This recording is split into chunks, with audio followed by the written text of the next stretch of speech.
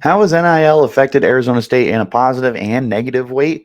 And what can we expect moving forward? Well, that's what we're here to talk about in today's edition of the Locked On Sun Devils podcast. Are Locked On Sun Devils, your daily podcast on the Arizona State Sun Devils, part of the Locked On Podcast Network, your team every day.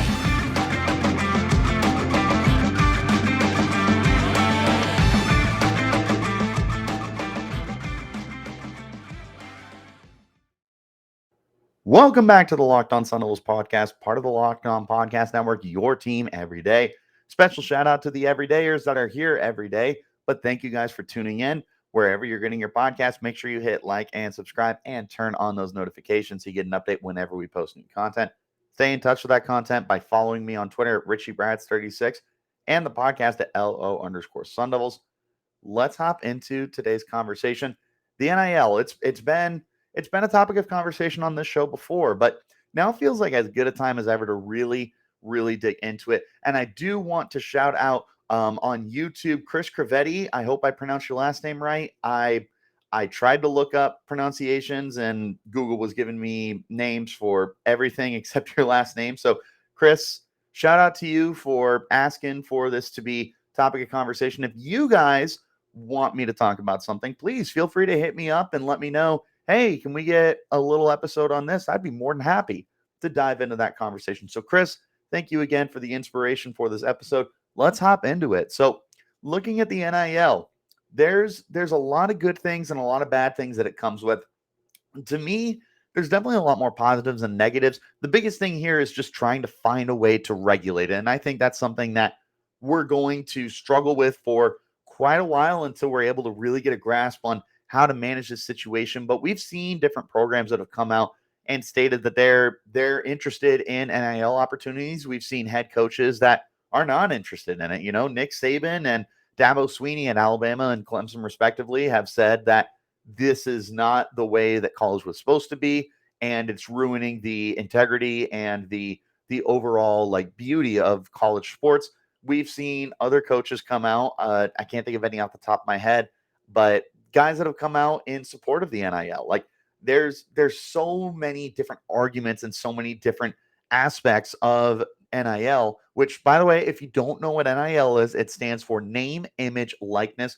Basically, it allows these players to be able to make money off of their name, image, and likeness. It markets themselves. And we'll go ahead and start the conversation here with looking at Arizona State specifically, putting them in a bubble here. I don't want to talk about Alabama. I don't want to talk about Ohio State. I don't want to talk about Michigan, the teams that have been using NIL to their advantage to be able to build up their programs. Not that they needed it, but certainly didn't hurt their case whatsoever. For Arizona State, this is a process that's really brand new to the team. They were not involved with a NIL collective for the longest time until very recently. Last August, they were able to come to terms with what they call the Sun Angel Collective, which is their NIL collective, which is involved with several businesses, small and large, ASU alumni, ASU boosters, all sorts of different people have come together to put this NIL collective together and be able to start keeping up with the rest of the country, with the Pac-12, with the teams that are also starting NILs. You know, ASU's trying to get this thing up and running. It's definitely a bit of a process. It's why Kenny Dillingham says hashtag activate the valley. There have been positives to this. And first of all, the biggest positive here is that NIL can be program altering. We've seen programs that have gone from good to great. We've seen programs that have been middling and are starting to get back into the thick of things. Like an example I can think of is like Nebraska. I couldn't tell you how great their NIL program is, but what I can tell you is that they're getting the pieces in place so that they can finally, quote unquote, be back. You know, they're looking to have new direction under Matt Rule because the previous experiment with Scott Frost, I can't remember. He was a Nebraska alumni who came from UCF to be their head coach. I can't remember his name at the moment. I think it's Scott Frost, but I also think I'm wrong. But bottom line is Matt Rule is there, and they're going to be unafraid to start spending some money. They're looking at top recruits. They're looking at Dylan Raiola, who's the number one prospect next year at the quarterback position. He is a Arizona native. They're looking to bring him in, and it's not going to be cheap for them. Texas is another program that is definitely NIL heavy. We saw them start to really piece together this team with Quinn Ewers when they were able to get him as a transfer from Ohio State. He comes down, former top prospect. I believe he was number one, but I'm not willing to die on that hill. I do know he was a 5-star quarterback prospect when he went to Ohio State, comes to Texas, gets a fat NIL deal, and is now the face of the Texas program. But not just him, Arch Manning is also coming in. He was the number one prospect this past year. He is part of that Manning family. If for some reason you were living under a rock and did not know who Arch Manning was, he is of that Manning family. And while he has said that he wants to be able to earn his NIL opportunities, they're going to be there. And he's going to leave Texas as a multimillionaire before he even gets to the NFL. Woo, bless me.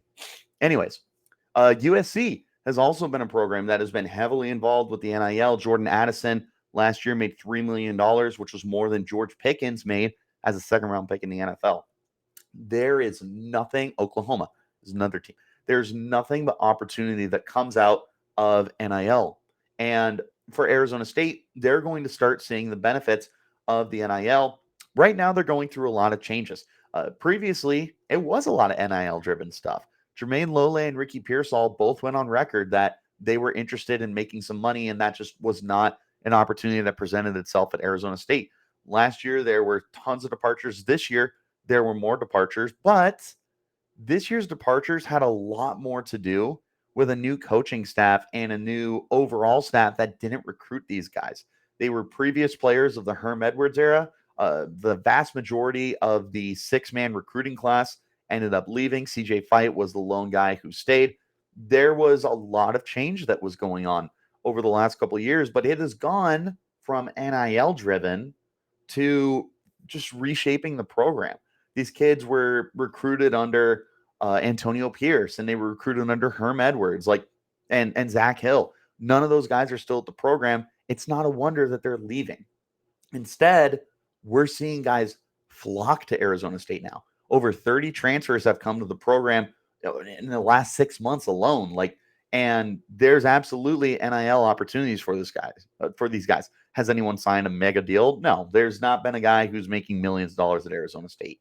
But we could eventually get to that step. Right, wrong, or indifferent. I know some people think that that's ridiculous that 18, 19-year-old kids are making that much money when they're supposed to be getting an education. Totally understand that argument. But again, right, wrong, or indifferent, that's just the reality that we're going to be facing. And ASU could be heading in that direction, which for a program's sake is a good thing. It means that you're going to get more good players to come in. Look at Jaden Rashada. He was at Florida State, decommits, ends up going to Arizona State. There was a lot of rumblings about NIL opportunities that he was promised to Florida that weren't there. He comes to Arizona State, and Kenny Dillingham tells him, you're going to have to earn it to get onto the field, and you're going to have to earn those NIL opportunities here. But he's embracing that challenge. He's embracing that mentality here. And there's a chance that Jaden Rashada, who high 4-star recruit in this and loaded quarterback recruiting class, he could be the catalyst here for Arizona State to start bringing in more big recruits. There's a lot of 5-star kids that have visited the program. Most recently, Colin Simmons, one of the top edge rushing prospects from Texas, was visiting the program over the spring. There's been a lot of commotion here at Arizona State for bringing in 5-star and high 4-star kids to see the program, see what we're all about, and move forward. There is a Kenny Dillingham effect because he is a terrific recruiter, one of the best in the country. But there's also the aspect that these kids are going to weigh in of NIL opportunities. And ASU, now that they're finally getting involved, is going to eventually get to that point. Potentially. They got to buy in, obviously. That's the whole point of #ActivateTheValley. But there's opportunity here that there wasn't previously at Arizona State. They're going to be able to start marketing that. And the more kids they bring in, the more businesses want to get involved, the more boosters want to get involved, former alumni, all that stuff. It boosts up the program. It boosts up the NIL. It boosts up the opportunities. It boosts up the program. It's a step in the right direction. And that's one of the most important things here. And for what it's worth, NIL is not just about big businesses. There's a lot of small businesses that are benefiting from this. I can think of the most popular example is Burrito Express. And if you haven't been there, you need to fix that and go to Burrito Express. But they are a burrito company. They specialize in breakfast burritos and I don't know if you call them dinner burritos, but the breakfast burritos are amazing. If you go there, get a BSB. Trust me, it's the best breakfast burrito ever. But they have all sorts of really good Mexican food there. And they have a handful of locations out in the valley, but they've had a lot of kids that have signed on with NIL deals. Last year was Danny Lagata. This year, they've got all sorts of people. Elijah Badger. They've got people from the swim team, people from the golf team, people from the basketball team. They're all flocking to Burrito Express for promoting the program, and their sales are going up. And there's lots of other places, too, that are going to have that opportunity. I know that some other ASU alumni places that are owned, like DeFalco's Deli or Spaghetti Shack or potentially Cactus Sports, like all of these local businesses that are Sun Devil affiliated are going to benefit from this eventually. And there's so many countless small businesses that are going to be able to get involved and have these kids promote their stuff. Jaden Daniels was with that pizza place. He was one of the first NIL deals that Arizona State had. Can't remember the name of the pizza place, but he had his own special, like the JD5 special or something like that. And the bottom line here is this is not just good for the players. This is good for small businesses in the Arizona market inside the Valley. It's going to allow these places to really grow and expand their range, expand their not their company, their customer selection, all that good stuff. This is a good thing for the whole economy of Arizona. It's not just benefiting these kids. And I think that's something that people really look at through a scope is that, oh, it's all about the 18, 19-year-old kids making hundreds of thousands of dollars. Well, it's not just about that. It's about the growth of this city, the valley entirely, this beautiful place in the country that's got tons of cities. It's not just Tempe, it's Phoenix, it's Glendale, Peoria, Surprise, Mesa, Globe, not Globe. Globe is a little outside the valley. I take that one back. Scottsdale, Paradise Valley. Like, there's so many places out here in the valley that are going to be benefiting from this NIL opportunity that these kids are getting presented to them. These kids are going to want to buy on, whether it's massive deals or small deals. I mean, Richie Bradshaw could go to Arizona State and maybe I get a smaller deal that's only worth a few $1,000s only. I say that only. But nonetheless, if a small kid like me can make that kind of money, imagine what a big kid like Jaden Rashada or Colin Simmons could make. The bottom line is you're getting people to promote your business. You're getting them to do it while they're in college. They get that experience. It's very beneficiary to both parties. And I feel like it is such a overlooked aspect of the NIL. People are so focused on the kids making money that we are ignoring what it does for the economy of different places, not just in Arizona. I mean, obviously, places that surround USC will benefit. Places that surround Norman, Oklahoma will benefit. Places that surround Tuscaloosa, Alabama, Columbus, Ohio, and not Detroit. It's right on the tip of my tongue for Michigan. It's going to come to me eventually. But the bottom line is, like, NIL is not just good for the kids. It's good for Ann Arbor. I told you it was going to come to me in a minute. There's so much possibility here for businesses to grow thanks to NIL opportunity. And I think that's something really important that needs to be stated a little bit more than it has been stated previously. It's not just about these kids. It's about growing businesses. It's a very good thing in this way. So NIL is not all bad, guys. If you're looking for a delicious snack, but you don't want the sugar and calories, I got just the thing for you. It's the best protein bar ever. It's Built Bar. You got to try this. If you're like me, you want to make healthier snack choices, but you don't want to compromise on taste. Like I said, I got the thing for you. Built Bars and Built Puffs. Built Bars are healthy and taste amazing. Seriously, they're so amazing. You won't think they're good for you. You got to try this. What makes Built Bars so good? Well, for starters, they're covered in 100% real dark chocolate. You heard me right, real chocolate. And they come in unbelievable flavors like churro, peanut butter brownie, and cookies and cream, and so many more. I'm not sure how Built does it, but these bars taste like a candy bar while maintaining amazing macros. What's even better is that they're healthy. It's only 130 calories and 4 grams of sugar, but a whopping 17 grams of protein. Now, you don't even have to wait around to get a box. For years, we've been talking about ordering Built Bars at Built.com, and now you can get them at your local Walmart or Sam's Club, while you can still get your specialty flavors at Built.com. That's right. Head to your nearest Walmart today and go to the pharmacy section and grab yourself a box of Built Bars.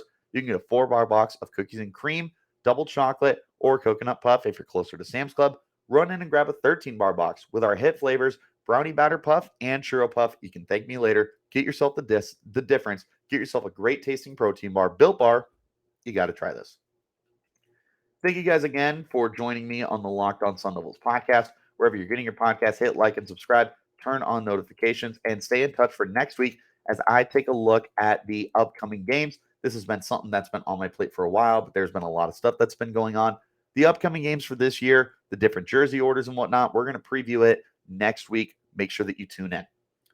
I talked a lot about the positives with NIL, but naturally, there's negatives here.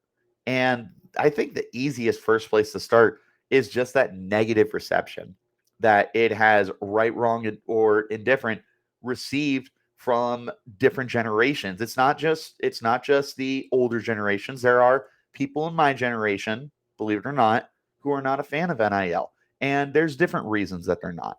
Some people may look at it as cash grabbing opportunities. They may look at it as deterrents from their from the education. I know that I personally have a cousin who has suffered from her college. I'm not gonna specify the college, but has suffered from her college pouring so much money into the football program that other programs at the university are not receiving the same funds, and they're not receiving the same treatment in order to get them proper equipment or air conditioning. Like, there's so much that gets poured into these programs that it's not distributed properly. And that's a problem. That's something that needs to be solved for small universities, for large universities, for places like Arizona State that are going to be starting to get opportunities poured in. I really hope that Arizona State is going to distribute this wealth that they're going to be getting in, because the NIL is going to generate money. And when you generate money, you can pour more assets into different things. Maybe that's upgraded facilities. Maybe that's stadium upgrades. I don't know where to go from here because they just did so many upgrades within the last 10 years. But there's a lot that's going to be coming to Arizona State if their NIL deal takes off. And if that is the case, I truly hope that they're able to spread that wealth, because I don't want this to be a situation like what my cousin is going through. I want to make sure that this is something that does not become a persistent issue, not just at Arizona State, but across the country. Like I said, this unnamed college that I'm not going to name here for, sake of not attacking a program, they need to spread that wealth, and they need to take better care of their other programs that are outside of sports. That's a very important thing here. It's creating a bad perception, and rightfully so, among kids that aren't involved with sports. Kids that are involved with theater, kids that are involved with their different technologies or journalism or whatever have you. Like, this just needs to be something that is consistent across the board. Don't let it blind you into just being sports. I understand that sports is the biggest cash grab that universities can have, but understand that you still need to provide better facilities for the remainder of your education system. There's also the problem of, like, actually focusing on the sports team again. There's constant transfers. And this isn't just an Arizona State problem. We have seen this across the country, even for teams that do have good NIL opportunities. People are transferring out of Georgia. They're transferring out of Ohio State and Michigan and Clemson and Alabama and USC and UCLA. They're leaving these programs because they get a little bit more money elsewhere. I think that there's potential for the new Colorado Buffs under Deion Sanders to really impact themselves in NIL. Now, I will tell you, I know nothing about Colorado. And even if they have an NIL deal, I couldn't tell you if they do or don't. What I can tell you is if they do, you market the you know what out of Deion Sanders being there and be able to build that program back up, because Boulder is a great location to be able to drive in people in order to get them in the stands, generate profit, and get Colorado on the map again. So it's one of those things where it's hard to retain guys. It's so rare that you see college players that stick out even 3 years, let alone 4 years at a program, to be able to stay there, get their full education, and then move on to whatever is next in their life, whether that's the pros or whether it's just whatever they majored in and getting a full time job. It's so rare compared to what we saw in the 60s, the 70s, the 80s, the 90s, the 2000s. Even the 2010s for the most part. It's just so different. Part of that problem is the transfer portal. And I'm very big on the transfer portal. I love it, but there's no denying it does need more regulation, especially with NIL that's going to start driving the transfer portal more. There needs to be a smarter way to go about this. Right now, I don't think that there necessarily is that kind of structure that the transfer portal needs. And again, it's really going to be even more affected by the NIL. Arizona State has been at the mercy of that. I already mentioned guys earlier. Jermaine Lole, Ricky Pearsall were guys that were very adamant about NIL opportunities, but there were so many other guys they lost. They lost Johnny Wilson. They lost several offensive linemen. They lost deep defenders. There's been an exodus from Arizona State because of NIL opportunities. That's so hard to keep up with, which leads me into my final negative here is you struggle to keep up with larger programs that do have great NIL opportunities. There is no better example than USC. USC was not afraid to throw money at Lincoln Riley, and they were able to pull him from Oklahoma and make him their head coach. I am a big Lincoln Riley fan. I think he's one of the 5 best coaches in college football. I think he's the smartest offensive mind in college football. He did a lot of great things at Oklahoma, but was given an opportunity at a bigger program in a bigger location with a bigger upside to become national contenders than what Oklahoma has. And keep in mind, Oklahoma was a playoff contender every year, but USC gives him an opportunity for a national championship, which is obviously what he's going to be chasing. But going to USC, this was a project on paper. They were going through transition. They did not have the consistent 5-star enrollment that they were used to during the Pete Carroll days. And prior to that, this was a program that still recruits itself, but they needed that oomph in order to get them back into their dominant selves, right?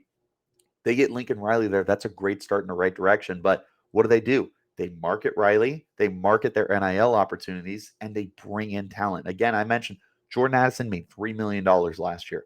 Now he's in the NFL. He was coming off a Biletnikoff Award. They get their number 1 receiver.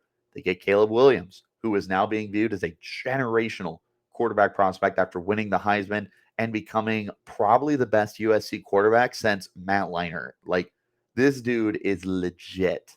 But they built up that defense too. They bring in former Arizona State linebacker.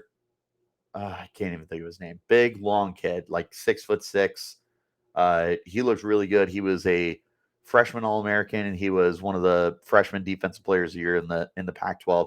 And I totally can't remember his name. But they pull him. They pull Jordan Addison. They pull Caleb Williams. They pull the running back from Oregon, whose name is also escaping me. Bottom line, they brought in a lot. Travis Dye, that's who it was. They brought in a lot of talent, turned that program around in a year. They went from kind of middling Pac-12 with losing seasons that they weren't accustomed to finishing second place in the Pac-12, having the Heisman Trophy winner, and having so many other talented guys that are going to have USC as one of the best teams in the country for years to come. It's because of that NIL opportunity that they turned that program around so quick. But look at Georgia and the other programs that I've named a million times. It's not a coincidence that they continue to stay at the top of their peak because they have NIL to be able to back them up. Right now, bringing it back to Arizona State here, They are not even close to that point of being able to bring in the top transfers in the nation, because every year there are 5-star and 4-star transfers that go into the portal and look for new opportunities every year. And Arizona State cannot compete right now. I don't know if they'll ever be able to get to that point, but they could if they're able to get that investment. I truly believe that, because the Valley has so many great opportunities here, and Arizona State is one of the biggest and best colleges in the United States. Check resources, people. That's not bias. They are simply one of the better colleges in the country. I don't make that up. I don't make the rules. It just is. Hate if you want to hate. Go Devils. Regardless, there is so much competing that Arizona State is going to have to do if they ever want to become the sleeping giant that everyone calls them. Everyone says Arizona State is a sleeping giant, but when are they actually going to wake up, realize that potential, and move forward? It's going to be part of the NIL that's going to get them there. And until they're able to do that, they're going to be the little brothers of the Pac-12. They're going to be an afterthought in the Power Five, and they're going to be a team that nobody even thinks about when it comes to selection for the playoff, which is being expanded to 12 teams. They're not going to be thought about for the AP polls. Nobody's going to look at them for recruiting possibilities. Like, they just need to be able to get to that point. And right now they're keeping up, or they're not keeping up. They're falling behind. They got a lot of I can't think of the word. Ground. They got a lot of ground that they need to catch up on if they want to be able to be one of the teams that's more respected when it comes to NIL opportunities and moving forward as a program, being competitive, all that good stuff.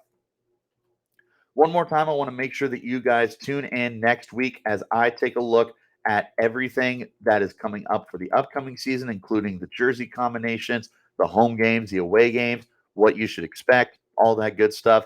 We'll also have plenty of more content available, so make sure that you hit like and subscribe and turn on notifications. All right, I'll wrap this up quick because this is a longer episode. I'm not going to waste too much time here. Let's put a bow on it. Bottom line, NIL is here to stay, people. Love it or hate it, it's not going anywhere. It is, in fact, changing the college football landscape. It's changing the college basketball landscape. It's changing the overall landscape of college sports in general. I know I talked a lot about football, but this is affecting college basketball as well for Arizona State. They're losing guys to the portal that are getting opportunities, like DJ Horn entered the portal. Warren Washington was potentially going to the NBA, decides to enter the portal. You have Austin Nunez that headed to the portal. You were going to lose Jeremiah Neal. You were able to sweet talk him to come back. I'm sure NIL had something to do with that. Again, I spent a lot of time talking about football, but this is affecting college basketball as well. So, Chris, my apologies for getting off track with football.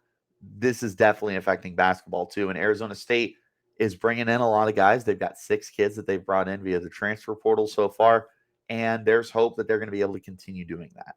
Bottom line, though, NIL's here to stay. ASU is making some progress. There is a better understanding of NIL for the university. There's a better understanding of the opportunities that are being presented to them, and there's a better understanding of what they need to do moving forward in order to compete in the Pac-12, in order to compete in Power 5, and to overall just become a program that's more respected. Tying this in with basketball again, because I spent so much time on football, Arizona State just made the tournament for the first time in a few years. If they want to get back on track to being a consistent contender in the NCAA and getting into the tournament and March Madness and all that good stuff, they need to realize that the NIL is a great opportunity for them to do that. The Pac-12, very much top heavy with UCLA and Arizona, but there's no reason that Arizona State can't be in that second tier and be one of the 5 best teams in the Pac-12.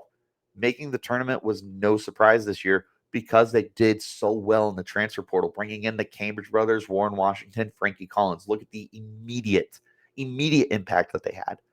If you're able to recreate that magic with these transfers that you got, at this point, it becomes a trend, not an outlier. That's going to bring these kids into the program, and it's also going to generate more NIL opportunities. So this is a very good step in the right direction for the basketball program. We are seeing Arizona State be hyper aggressive in their transfers. Obviously, they lost a lot of guys. They lost basically their starting five. They lost some important depth pieces as well, but they're bringing in talent too. Like I said, they've lost 7 players, but they're also bringing in 6. You're reloading that depth. By the way, the 7 does not include Desmond Cambridge Jr. because of eligibility stuff. I'm just talking about transfers here. So they're reloading, they're restocking the cupboard, they're getting back on track. NIL affects football, it affects basketball, it affects baseball, it affects gymnastics, swim, wrestling, whatever have you. It is revolving around all of this. But again, just to emphasize basketball here, because I spent so much time with football, Arizona State is going through the process of becoming competitive in their basketball program again. Getting Bobby Hurley back was a very nice step in the right direction to make sure that they're able to maintain some continuity there and be a competitive team. They're also bringing in the guys. They may be losing guys, but they're bringing in guys. If, like I mentioned, if they can repeat the success they had last year with a transfer group, that's going to be a trend, not an outlier. It becomes something that Arizona State has proven that they know how to do, and it benefits your program. So we'll see what they can do moving forward. We'll see what Kenny Dillingham can do with the baseball team or football team. We'll see what Willie Bloomquist can continue to do with the baseball team, what goes on with softball, what goes on with volleyball. All the other programs that Arizona State have will have the NIL opportunity now to be able to keep up and start making some serious progress moving forward. That's about all I got for you guys. What are your thoughts on the NIL? What are your thoughts on the direction of Arizona State athletics, whether that's football or basketball? Are you pro NIL? Are you anti NIL? Do you like the progress you're seeing? Whatever you think, leave a comment or at me on Twitter at Richie Bradshaw36 and the podcast at LO_Sun Devils and let me know what you guys think. But as always, thank you guys so much for tuning into the Locked On Sun Devils podcast. Remember, wherever you're getting your podcast, to hit like and subscribe and turn on those notifications. That's all that I got for you guys for now. Make sure to tune in next week as we continue our conversation, getting through a long, grueling offseason that we can't wait to get started back up again. Until next time, you keep it locked right here on Locked On Sun Devils.